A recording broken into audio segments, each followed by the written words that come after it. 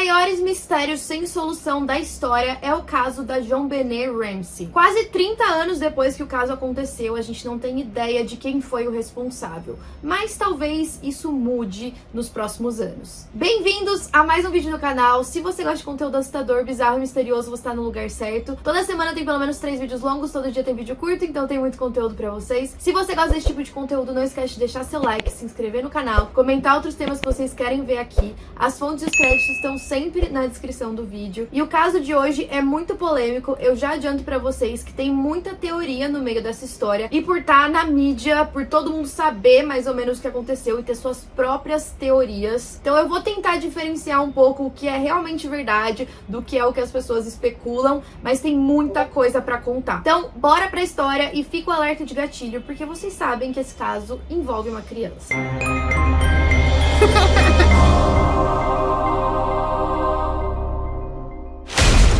No dia 26 de dezembro de 1996, a Patsy Ramsey, que vivia na casa dela junto com o marido John e os 2 filhos, JonBenét e Burke, desceu as escadas para encontrar 3 folhas A4 em cima de um dos degraus. Tinha um bilhete de resgate escrito nelas. O bilhete dizia o seguinte: Senhor Ramsey, ouça atentamente. Nós somos um grupo de indivíduos que representam uma pequena facção estrangeira. Nós respeitamos o seu negócio, mas não o país o qual ele serve. Nesse momento, nós estamos com a sua filha em nossa posse. Ela está segura e não está machucada. E se você quiser que ela esteja viva em 1997, você deve seguir as instruções dessa carta. Você irá retirar 118 mil dólares da sua conta bancária. 100 mil serão em notas de 100 dólares e o restante em notas de 20 dólares. Tenha certeza que você vai trazer uma bolsa do tamanho adequado para o banco. Quando você chegar em casa, você vai colocar o dinheiro em um saco de papel marrom. Eu vou te ligar entre 8 e 10 da manhã, na manhã seguinte, para te instruir na entrega. A entrega será exaustiva, então eu aconselho que você esteja descansada. Se nós monitorarmos você pegando dinheiro antes do horário, nós poderemos te ligar mais cedo para realizar a entrega antes e organizar para buscar sua filha. Se você fizer qualquer coisa diferente das minhas instruções, isso irá resultar na execução imediata da sua filha. Você também receberá os restos mortais dela para um enterro apropriado. Os 2 homens que estão observando ela particularmente não gostam de você, então eu te aconselho a não provocá-los. Se você falar com qualquer pessoa sobre a sua situação, incluindo a polícia, o FBI, etc., isso vai resultar na sua filha sendo decapitada. Se você alertar as autoridades bancárias, ela morre. Se o dinheiro estiver marcado de alguma forma ou adulterado, ela morre. Você vai ser escaneada por aparelhos eletrônicos e se algum for encontrado, ela morre. Você pode tentar nos enganar, mas esteja avisado que nós temos familiaridade com a aplicação da lei contra medidas e outras táticas. Você tem 99% de chances de matar sua filha se você tentar ser mais esperta do que a gente. Siga nossas instruções e você terá 100% de chance de tê-la de volta. Por fim, a carta estava assinada como Vitória, SBTC. A Patsy, depois de ler aquele bilhete, imediatamente saiu correndo, voltou pro quarto, avisou o marido e pediu para ele procurar pela JonBenét. Assim que ele entrou no quarto dela, percebeu que ela não estava na cama. Os 2 então vão checar o outro filho deles, o Burke, que estava dormindo, e depois descem para o andar de baixo e ligam para a polícia. A chamada de emergência é um pouco estranha. Quem ligou foi a Patsy, e assim que o operador atendeu o telefone falando polícia, ela só deu um endereço. E aí a operadora falou: o que aconteceu? Imediatamente a Patsy disse que houve um sequestro e para eles correrem até a casa dela. Police, what's going on? 5515th Street. What's going on there, ma'am? We have a kidnapping. Hurry, please. Explain to me what's going on, okay? Ela também diz que um bilhete foi deixado dizendo que a filha dela tinha sido levada e que de fato ela tinha desaparecido da casa. A operadora tenta tranquilizar a Patsy dizendo que já tá mandando unidades para casa dela, e aí a Patsy meio que fica muda no telefone por uns 6 segundos e desliga. 2 minutos depois, eles ligam para avisar a família e os amigos do que aconteceu. Na noite anterior, que era o dia do Natal, eles tinham ido para casa de um dos vizinhos, os White, e lá eles tiveram uma festa, era basicamente uma ceia de Natal. Eles chegaram na casa desses vizinhos por volta das 5:30 da tarde, ficaram até mais ou menos 8:30 e chegaram na casa deles às 9:15. De acordo com a Patsy, a JonBenét dormiu no carro no caminho de volta para casa e eles colocaram ela na cama logo em seguida. Essa teria sido a última vez que eles viram a filha. A polícia chegou na casa dos Ramsey às 5:59 da manhã. Já os White, os amigos que foram alertados encaminhados pelo casal chegaram por volta das 6h30. O policial que chegou para atender a ocorrência se chamava Rick. Ele fez uma busca rápida na parte interna da casa e na externa, não encontrou nada e pediu reforços. Um detalhe muito importante é que a família Ramsey era muito rica. Eles eram milionários e a casa deles tinha 15 quartos. A detetive chamada Linda chegou na casa às 8h10. Durante esse meio tempo, o John estava fazendo diversas ligações para o banco para conseguir o dinheiro do resgate. No bilhete também estava dizendo que os sequestradores iam ligar entre 8 e 10 da manhã, então eles ficavam o tempo todo em alerta esperando essa ligação e cada vez que o telefone tocava, eles pulavam desesperados. Não tinha nada que eles pudessem fazer até essa ligação acontecer. Uma medida que foi tomada pela polícia foi fechar o quarto da JonBenét para evitar contaminações e depois das 10 horas da manhã, ninguém tinha ligado. O John e a Patsy começaram a ficar bem estressados com essa situação. Eles pensaram, será que a gente fez alguma coisa errada? Será que a nossa filha tá morta? Afinal, a gente alertou a polícia, coisa que o bilhete de resgate estava dizendo pra gente não fazer. O John e o Fleet, que era o pai da família White, estavam bem agitados. Eles não sabiam o que fazer, eles estavam preocupados, eles queriam ser prestativos de alguma forma. Então a detetive tomou uma decisão que eu acho um pouco complicada. Ela falou, quer saber? Vocês querem ajudar em alguma coisa? Vão procurar pela casa algum sinal da JonBenét. Entrem em todos os quartos, façam uma limpa assim pra ver se vocês descobrem alguma coisa. Que não faz muito sentido, porque se tivesse acontecido alguma coisa ali, a cena ia ter sido 100% contaminada, né? Então o que os dois decidiram fazer foi começar a busca pela parte de baixo, ou seja, o porão. Assim que eles abriram a porta, aparentemente aquele lugar era tipo uma adega. E aí eles abriram a porta e encontraram o cobertor preferido da JonBenét no chão. Dava pra ver claramente que tinha algo embaixo dele. E pra horror dos dois, era o corpo dela. Quando o bilhete de resgate foi encontrado pela Patsy, a JonBenét já estava morta. Mas aquilo não fazia sentido. Qual era o ponto do sequestrador deixar um bilhete pedindo resgate para uma garota que já estava morta dentro da própria casa? A boca e o pescoço da JonBenét estavam enrolados com fita adesiva. O pescoço dela também tinha uma corda de nylon amarrada, era uma corda bem fina. Essa corda estava amarrada em um pincel quebrado. O John, quando viu aquela cena, ficou desesperado. Ele nem pensou, pegou ela no colo e levou para o andar de cima, na frente da detetive. Assim que a Patsy viu o que tinha acontecido com a filha dela, ela inclinou em cima do corpo e começou a chorar desesperada. É importante ressaltar um pouco da história da JonBenét. Ela nasceu em agosto de 1990. Ela tinha um irmão 3 anos mais velho, o Burke, e o nome dela é a combinação do primeiro nome do pai e do nome do meio dele. O nome de verdade dele era John Bennett Ramsey.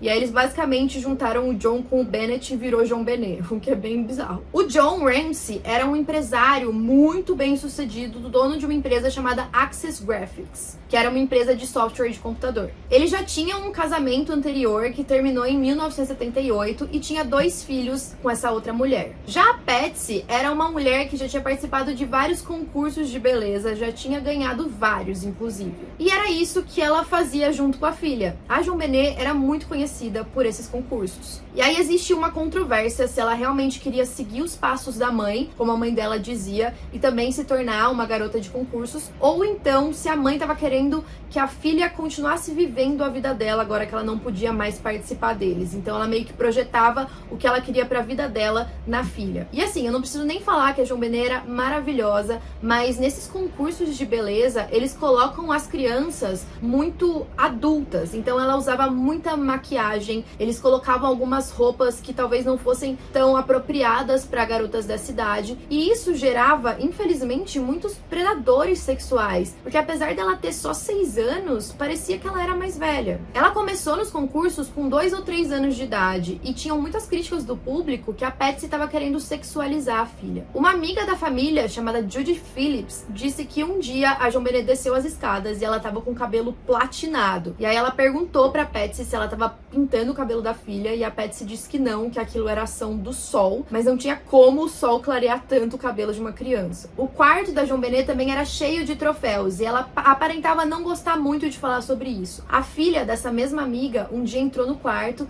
e começou a falar sobre os troféus, e a JonBenét respondeu que eram da mãe dela. Além de desfilar nesses concursos, ela também fazia várias performances, ela cantava. E uma coisa muito trágica dessa história é que no dia seguinte, depois do corpo dela ser encontrado, vários fotógrafos que já tinham feito as fotos dela começaram a vazar esses ensaios em troca de dinheiro. A cidade de Boulder, em que eles moravam, era uma cidade bem pacífica, tinha uma taxa muito baixa de crime, então esse caso chocou bastante e virou todo um circo midiático. A polícia não sabia muito bem o que fazer, por onde seguir, lembrando que era um dia depois do Natal, então tinha muita gente de férias. Inclusive, o chefe das investigações deixou só um policial no local naquele dia, e ele considera que isso foi um erro, porque eles precisavam de mais pessoas no caso, e vocês sabem que as primeiras horas de uma criança desaparecida, ou até de um caso desses com criança, são determinantes para você encontrar o culpado. E também, outros erros foram cometidos. Por exemplo, quando o John e a Patsy chamaram os amigos e familiares para alertar o que tinha acontecido, aquele bilhete de resgate foi passando de mão em mão. Alguns vizinhos tentaram ser prestativos e foram até a cozinha, lavaram toda a louça, limparam a casa para o casal. Não foi colocado nenhum tipo de faixa na casa para impedir que as pessoas passassem, como cena do crime. Até o pastor da família passou por lá. Quando foi feita a autópsia do caso, eles determinaram que ela tinha uma grande fratura na cabeça e que a causa da morte tinha sido asfixia por estrangulamento. Também tinham marcas de arma de choque na JonBenét, tanto no rosto quanto nas costas. Não tinha nenhuma evidência de abuso sexual, apesar deles terem determinado que a vagina dela estava um pouco inchada. Parecia que alguém tinha tentado limpar com um pano ou algum tipo de tecido. O pincel que foi encontrado na corda que estava no pescoço dela tinha vindo do kit de arte da Patsy, da mãe. Parecia que aquele garrote, eu não sei se é esse mesmo nome, eu acho que é, mas parecia que ele tinha sido feito por uma pessoa experiente. E além de tudo, eles encontraram abacaxi no estômago dela. Ou seja, ela tinha comido aquele abacaxi pouco antes de morrer, mas nem o John nem a Patsy se lembram de ter dado abacaxi pra ela. Antes dos amigos limparem a cozinha, os policiais conseguiram tirar algumas fotos da casa e eles descobriram que tinha uma tigela de abacaxi com leite em cima da pia, do balcão, assim. Nessa tigela tinham impressões digitais da Patsy e do Burke. Não era incomum que tivesse impressões digitais da Patsy, afinal, ela que era responsável por lavar a louça. Mas não tinha nenhuma impressão digital da JonBenét. A Patsy e o John acreditavam que o Burke tinha dormido a noite toda e só acordou quando a polícia chegou. Ele ficou no quarto o tempo todo em que as pessoas iam chegando e ele disse estar com muito medo. Ele tinha 9 anos e eu não duvido que talvez ele queira se esconder de tudo que estava acontecendo. Eita! Assustou! O casal só foi interrogado algum tempo depois que o corpo foi encontrado e eles se recusavam inicialmente a dar entrevistas separados, eles queriam estar sempre juntos. O primeiro depoimento formal deles, separados, foi só no dia 4 de abril, ou seja, 4 meses depois. Mas ao mesmo tempo em que eles não queriam dar entrevistas para a polícia, e eu digo entrevistas porque até então eles não estavam sendo considerados como suspeitos para ser chamado de interrogatório, eles gostavam bastante de aparecer na mídia. Então eles falavam com a CNN e outros veículos. As entrevistas com os dois levaram algumas pessoas a desconfiarem se eles tinham cometido crime ou não. Muita gente diz que eles pareciam distantes e a Patsy alertava o povo da cidade que era para manter os filhos perto porque provavelmente tinha alguém à solta. Parecia que eles não se importavam tanto com o que tinha acontecido, mas eu particularmente, e essa é a minha opinião, acredito que não dá pra gente medir o luto das pessoas. No caso da Madeleine também, os pais dela foram muito julgados por não parecerem se importar tanto. Então não dá pra saber como a gente vai reagir nessas horas. Mas de novo, sem passar pano, né? Mas aí agora a gente vai entrar nos outros detalhes estranhos do caso. O mais estranho, na minha opinião, é o bilhete de resgate. Primeiro, que ele tinha sido escrito à mão e tinha 3 páginas. Além de tudo, ele tinha sido colocado em uma escada dos fundos. A pessoa que colocou aquilo naquela escada teria que saber que é uma escada que a família usa. Ou seja, ou você era parte da família, ou conhecia a família, ou estava observando muito eles. Porque o mais óbvio seria que um sequestrador ia colocar na escada perto da porta da frente, que eles iam ter certeza que alguém ia encontrar. Além disso, as folhas em que o bilhete foi escrito eram de dentro da casa, de um caderno da Patsy. A caneta também era de dentro da casa. E o que foi bizarro é que essa caneta foi tirada do lugar, usada para escrever o bilhete e depois colocada de volta. Também tinham rascunhos do bilhete na casa. Então vamos pensar junto comigo. A A pessoa teve que entrar lá, sequestrar a John Benet, pegar as folhas no caderno da Patsy, que ele saberia exatamente onde estavam, pegar a caneta também em um local indeterminado, começar a escrever, ensaiar a escrita da carta, depois escrever ela oficialmente, 3 páginas, lembrar de colocar a caneta no lugar e depois levar o corpo da John Benet no porão, cobrir com um cobertor e ir embora. Isso tudo sem fazer barulho. Isso também indicava que a pessoa não estava com pressa. Se ela tivesse, ela teria, sei lá, escrito o bilhete na casa dela e levado. Os policiais decidiram dar a tarefa para algumas pessoas de reescreverem aquela carta para descobrir quanto tempo elas demorariam, e foi cerca de 21 minutos. Isso sem contar o tempo que a pessoa escreveu os rascunhos. As frases daquele bilhete eram estranhas também. Algumas pareciam frases que a gente vê em filmes. Elas também estavam bem floreadas e dramáticas. Outra coisa estranha é que na primeira página, um analista de caligrafia determinou que a pessoa que escreveu estava tentando mudar a própria letra, mas nas páginas seguintes dava para ver que ela não conseguia mais. E isso é normal que aconteça. Se você vai escrever um texto muito longo, você não vai conseguir manter a sua escrita tão diferente do que ela é normalmente. E o mais estranho de tudo, nem sei se é o mais estranho de tudo, mas assim, outra coisa estranha é o valor que eles estavam pedindo de resgate: $118 mil. Quem pede $118 mil? Você pede $100 mil, você pede 200, 150, você arredonda o número. Era um valor muito específico. E além de tudo, a família era milionária. Por que eles não pediram $2 milhões? E aí que pega? O John tinha recebido um bônus naquele mês de Natal de $118 mil da empresa dele. Ou seja, a pessoa que escreveu a carta, de novo, tinha que ser muito próxima da família, ou trabalhar com o John, ou ter acesso a esse valor do bônus que ele recebeu. Muitas pessoas, inclusive alguns dos investigadores, acreditam que aquele bilhete foi encenado por causa de todas essas questões. Além de tudo, me parece estranho que a pessoa quis sequestrar uma criança para pedir o resgate e ao mesmo tempo ela já estava morta e deixada dentro da própria casa. A pessoa, se for alguém de fora que fez isso, eles iam saber que o corpo ia ser encontrado em algum momento. O mínimo que ele teria que fazer seria deixar em algum outro lugar, se ele quisesse realmente o resgate. Um linguista chamado Jim Fitzgerald também fez uma análise da ligação para a polícia que a Patsy fez. Uma das coisas que ele questionou é que ela nunca falou o nome da filha. Ela sempre falava: a minha filha de 6 anos, ela é loira, que eu achei bem irrelevante ela falar que ela é loira. Ela nunca fala o nome. E de cara, ela já fala que houve um sequestro. Parecia que ela estava se distanciando da situação. Ao mesmo tempo, como ela já tinha determinado que foi um sequestro, por que ela não falou minha filha desapareceu? De novo, essas análises são muito subjetivas, porque a gente não sabe a nossa reação quando a gente vai ligar para a polícia, as palavras que a gente vai usar, mas tudo foi considerado nesse caso. Outra coisa que estava escrito no bilhete era uma palavra que não é muito usada no inglês, que é hence. Tipo, significa meio que por isso.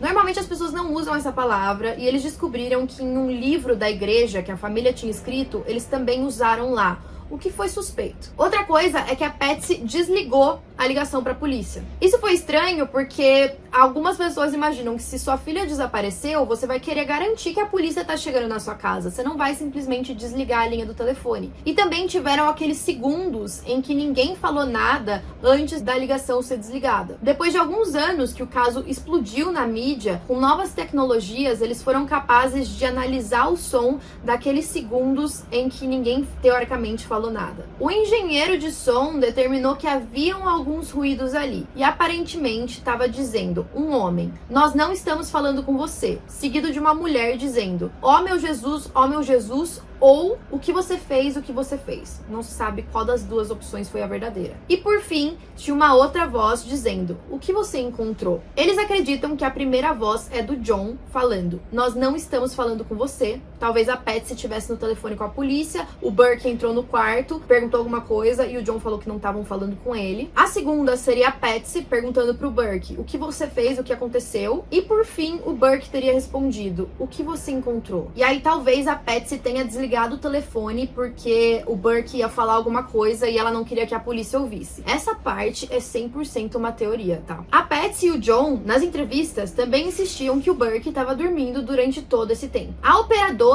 que atendeu a chamada também disse que acreditava que aquilo tinha sido encenado pelo casal. De acordo com ela teria ouvido a Patsy muito desesperada falando da JonBenét e depois o tom dela de voz teria mudado completamente falando pra alguém. Tá, a gente ligou pra polícia, e agora? Ela disse que houve uma alteração no tom da voz dela. De novo, esse é o depoimento da operadora. Então, até agora, tínhamos duas teorias. O público acreditava que os responsáveis pela morte dela eram os pais, mas também tinha a teoria de que teria sido um intruso. Em 1998, foi contratado um detetive muito famoso por solucionar casos criminais, chamado Lou Smith. Ele determinou logo de cara que não acreditava que os pais tinham sido os responsáveis. Ele publicou inclusive um livro falando o lado dele e dizendo que tem muito mais evidência de ser um intruso do que a própria família. Por exemplo, no porão em que a JonBenét foi encontrada, tinha uma janela quebrada. Aquela janela quebrada não era algo novo. O John aparentemente ficou preso na casa um dia e quebrou a janela para sair. Ou ao contrário, não sei se ele ficou preso do lado de fora e quebrou a janela para entrar. Um dos dois. Enfim, isso é irrelevante. O fato que é relevante é que o intruso poderia ter usado aquela janela quebrada para entrar na mansão. Também pareciam ter impressões digitais, tanto no vidro da janela quanto em uma mala que estava logo embaixo dela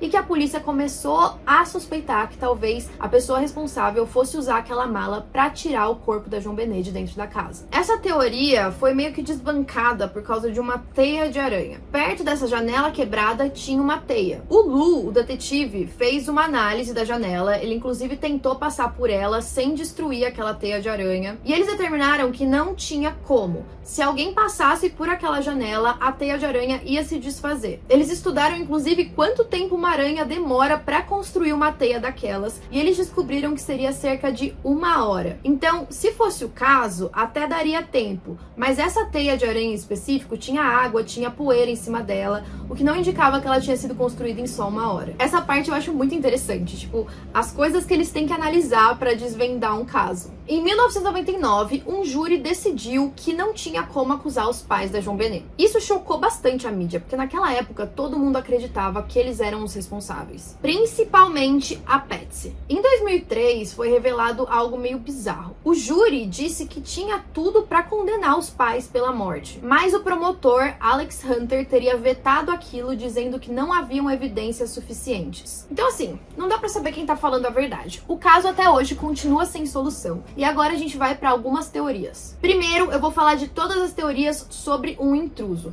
E, gente, pra mim esse caso é bizarro, porque cada vez que eu falo uma teoria, eu falo, não, é essa. Aí eu ouço a outra, não, acho que é essa. Todas são muito plausíveis. Esse caso é muito misterioso. Primeiro, uma coisa que foi determinada na autópsia é que tinha sangue na calcinha da JonBenét. Também foram encontrados DNA ali. Quando eles fizeram testes, eles determinaram que aquele DNA não pertencia a ninguém da casa. Além disso, também tinha DNA no pijama dela. Teve um analista forense que disse que aquele DNA na calcinha dela poderia ser da pessoa que produziu aquela peça de roupa. E aí eles fizeram vários testes, inclusive com uma caixa de roupas de baixo fechada para ver se encontravam algum DNA aleatório, e eles encontraram, então parecia plausível. E aí o que eles pensaram? Bom, se o DNA da calcinha dela for o mesmo do pijama, então provavelmente é do produtor, a gente vai ter que descartar isso como evidência. Mas quando eles fizeram as análises, eles descobriram que o que estava no pijama era diferente, ou seja, tinha um DNA estranho na roupa dela que não pertencia a ninguém da família,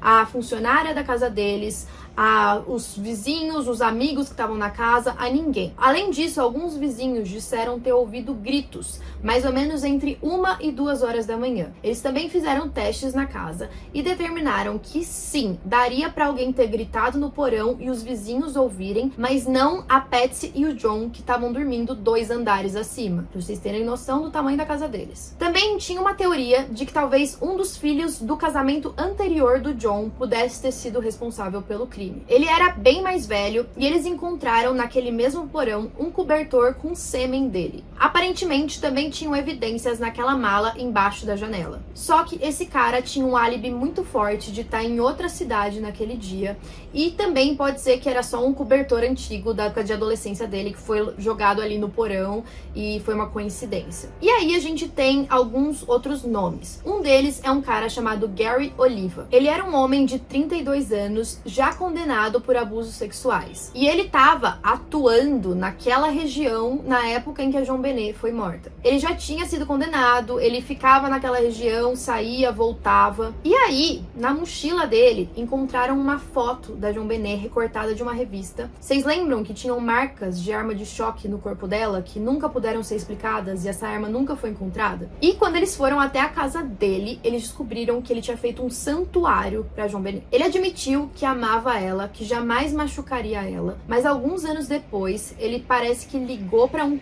ex-companheiro de cela e admitiu que tinha matado ela e deixado ela em um local determinado. Apesar disso, a gente não tem nenhuma prova além da própria palavra dele. Não se sabe se ele realmente confessou ou se ele só estava querendo levar os créditos por ter feito algo assim. Não consigo imaginar quem gostaria de levar os créditos por algo tão horrível, mas vocês sabem que tem louco pra tudo. E aí a gente tem a teoria do Papai Noel. A família tinha um amigo muito próximo chamado Bill McReynolds. Ele costumava se fantasiar de Papai Noel e a família Ramsey era louca pelo Natal. A Patsy colocava uma árvore de Natal em cada cômodo da casa e depois eles abriam a casa pra galera que quisesse visitar e tirar fotos. E esse homem parecia prestar muita atenção na JonBenét. Ele fez uma certa amizade com ela. E a JonBenét era bem aberta com relação a isso, ela conversava com ele e ela deu um frasco cheio de glitter pra ele de presente. Ele disse pra ela que algo muito especial iria acontecer com ela no Natal. Pouco antes, ele tinha feito uma cirurgia no coração e ele levou esse frasco de glitter com ele pra cirurgia e avisou a esposa que se ele morresse, ele queria que ela misturasse o glitter junto com as cinzas dele. Tipo,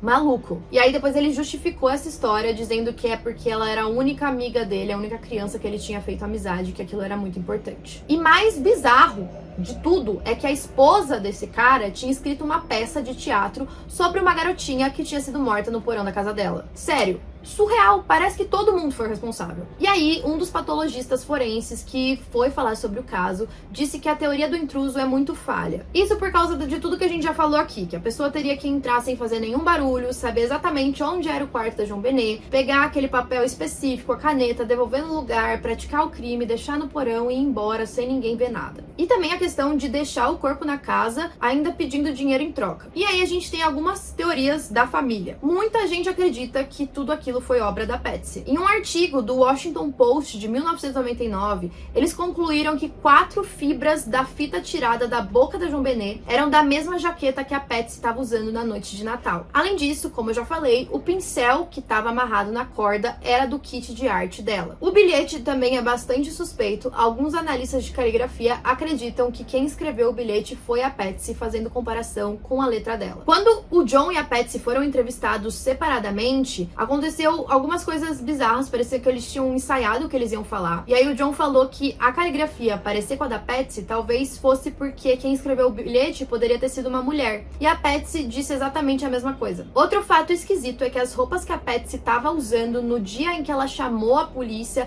eram as mesmas que ela tinha usado na festa da noite anterior. Ela disse que ela tinha chegado em casa, colocado o pijama pra dormir e depois acordado, colocado a mesma roupa do dia anterior pra fazer café. Só que aquelas eram roupas de sair, não fazia muito sentido ela tá colocando a mesma roupa, ainda mais tão cedo naquela manhã, e isso faz algumas pessoas acreditarem que ela nem tirou a roupa, que ela teve que resolver todas essas questões durante a noite pra armar o que aconteceu, e aí não teve tempo de se trocar. E aí tem gente que acusa o John, dizem que ele pode ter abusado da filha, mas a gente tem zero evidências disso. Aquela inflamação vaginal que a JonBenét tinha foi determinada pelo pediatra como algo de uma criança normal. Ele disse que ele já recebeu vários casos de crianças com a mesma inflamação, que pode acontecer por diversas formas. E, além disso, a gente não tinha nenhum sinal de abuso sexual e nem de sêmen no corpo dela, então foi descartado como algo muito evidente. Em 2008, foram retiradas todas as acusações contra a Patsy e o John, principalmente por conta daquela impressão digital desconhecida encontrada no corpo da JonBenét. A Patsy ser suspeita número 1 é porque muita gente acredita que ela estava tendo acessos de raiva com relação à filha. Naquela época, a JonBenét talvez estivesse muito estressada, passando por coisas, fazendo coisas que ela não queria fazer. E ela tava fazendo muito xixi na cama. Talvez, na noite,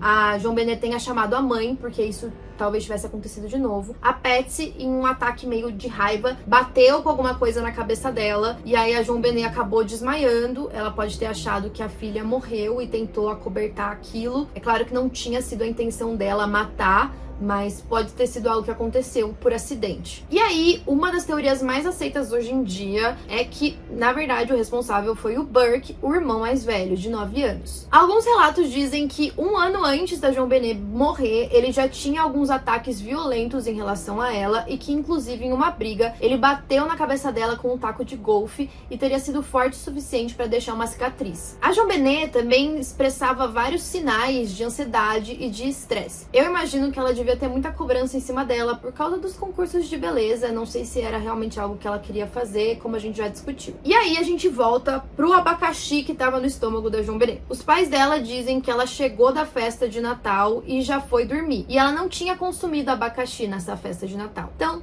o que tinha acontecido? Como que ela tava com o abacaxi no estômago? O Burke, talvez, estivesse comendo o abacaxi com leite ali na cozinha. A JonBenét pode ter acordado no meio da noite, descido lá com ele e querido um pouquinho do abacaxi. Talvez ela tenha pegado um pedaço da tigela, direto do abacaxi, por isso não tinha nenhuma impressão digital dela na tigela. E aí ela comeu, e aí o Burke ficou muito irritado, porque ela tava pegando a comida dele. E um detalhe importante, que eu não mencionei. Em cima, perto da tigela do abacaxi, tinha uma lanterna. Essa lanterna, a polícia falou que não é deles, o casal falou que não é deles, ninguém sabe por que aquela lanterna tava ali, mas é fato que tava. E hoje, grande parte das pessoas, dos investigadores, acreditam que aquele foi o objeto usado pra bater na cabeça da JonBenét e que fez com que ela desmaiasse. Então, na hora que ela pegou o abacaxi, talvez o Burke tenha pegado aquela lanterna e batido na cabeça dela, claro que sem a intenção de matá-la, mas talvez ela tenha caído inconsciente e ele pode ter achado que ela morreu. E aí, ou os pais acordaram, ou ele foi acordá-los, e aí eles pensaram, bom,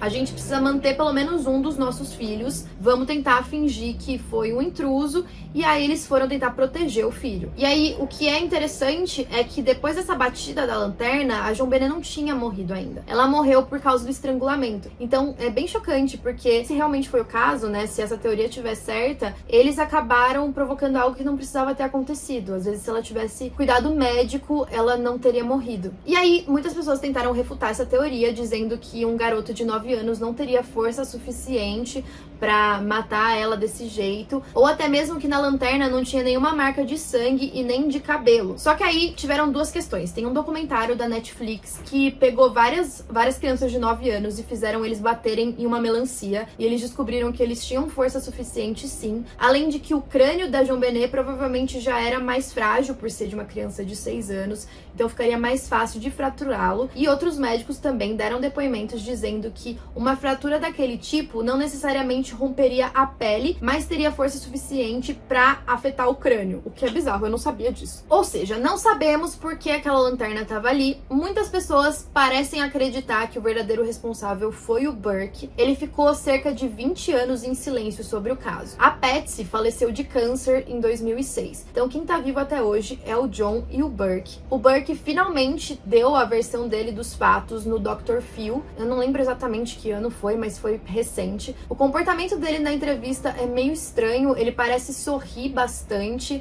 e eu particularmente achei estranho aquele comportamento. Mas depois eu vi alguns vídeos de pessoas analisando a linguagem corporal, e eu sei que isso não é uma ciência exata, tem gente que acredita e tem gente que não, mas eles disseram que, de acordo com as análises, ele parecia muito ansioso e nervoso mesmo. Afinal, ele era uma criança de 9 anos, parecia que ele estava tentando relembrar do que aconteceu. E eu li alguns comentários desse vídeo e muita gente dizendo que o Burke é inocente. Tanto ele quanto o John hoje defendem que um intruso invadiu a casa e eles procuram justiça até hoje pelo que aconteceu com a JonBenét. E pra polícia se movimentar de novo, fazer outras análises de DNA com as tecnologias que a gente tem hoje para a gente descobrir o culpado. E é exatamente nesse ponto que a gente tá na investigação. O DNA da JonBenét foi enviado para um time de investigadores que investiga casos que já esfriaram. Então, talvez a gente esteja perto de descobrir de quem é aquele DNA e de descobrir o verdadeiro culpado. Tem uma parte nesse caso todo que eu não entendi exatamente. Eu não sei se o governo, o governador daquele estado não tá querendo liberar os testes de DNA, porque eu sei que essa equipe de casos que esfriaram disseram que se eles tiverem as amostras, eles conseguem um resultado em poucas horas. Então eu não sei o que tá ali barrando esse caso de ser solucionado, mas eu espero muito que eu venha com novidades e atualizações desse caso em breve. Olha, nesse vídeo, só quero deixar claro que eu de longe eu acusar qualquer pessoa de quem tenha feito isso. Se a família realmente não for culpada, é bem complicado eles terem passado por tantos anos de acusação. Inclusive, eles processaram alguns veículos de notícia por difamação, se eu não me engano. Parece que eles foram ressarcidos, inclusive, a quantia não foi divulgada, mas tiveram que pagar pra eles porque eles foram liberados das suspeitas e ainda tem gente acusando eles do crime. Então, não se sabe se foi o Burke, se foi os pais, a Patsy, se foi algum intruso, qualquer um dos que a gente mencionou aqui, ou até uma outra pessoa aleatória. Eu não tenho uma opinião formada, eu acho que tem vários fatores. Como eu falei pra vocês, parece que todas as teorias fazem sentido em algum ponto. Então, quero saber a opinião de vocês. Comentem aí e até a próxima.